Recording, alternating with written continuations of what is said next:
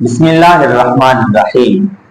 मेरे प्यारे नबी करीम सरकार दो आलम सल्लल्लाहु अलैहि वसल्लम के अज़वाजे मुतहरात को अल्लाह तबारक व तआला ने इह्तिलाम में भी पाक रखा।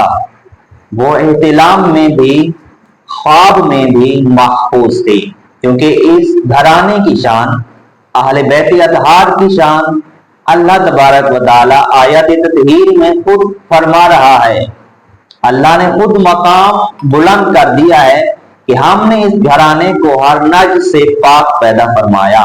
इसी वजह से दरबार मुस्तफा है तो हुजूर अलैहिस्सलाम की पाक बारगाह में एक औरत आकर अय्यामी हैज के बारे में मालूम करना चाहती है कि या रसूल अल्लाह, इनकी कितने दिन तक ये खून चल सकता है, ज्यादा से ज्यादा इसकी मुद्दत कितनी है और कम से कम इनकी मुद्दत कितनी है इन दिनों की।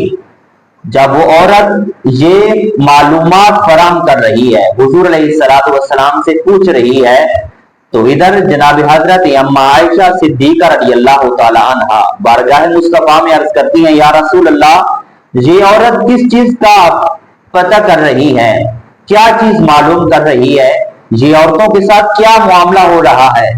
तो मेरे हुजूर अलैहिस्सलातु वस्सलाम मुस्कुरात कर जवाब देते हैं। मेरे हुजूर फरमाते हैं कि आय आयशा, आप खुश नसीब हैं कि आपने मेरे अक़द में आना था। इस वजह से अल्लाह तबारक व तआला ने आपको इस मामला से महफूज कर लिया, पाक फरमा दिया, क्योंकि आप एक नबी की घर वाली हैं।